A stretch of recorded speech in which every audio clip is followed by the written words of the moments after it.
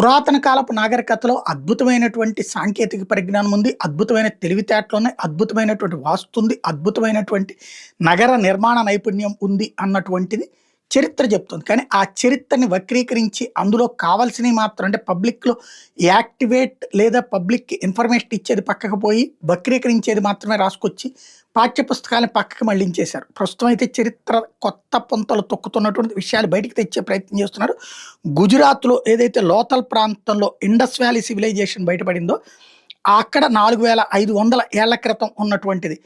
పలక ఇప్పుడు మన పిల్లలు పలక ఇప్పుడంటే పలకలు తీసేసాం మనం వాడుతున్నాం ల్యాప్‌టాప్‌లో. అప్పట్లో పలకలే వాడేవాళ్ళం మేమందరం కూడా. ఇప్పటిదాకా మా పిల్లల దాకా కూడా పలకలు వాడారు. ఆ పలకలు సంబంధించినటువంటి ఫోటోలు అంటే అక్కడ ఆనాటి పలకలతో ఉన్నటువంటి శిల్పాలు బయటపడ్డాయి.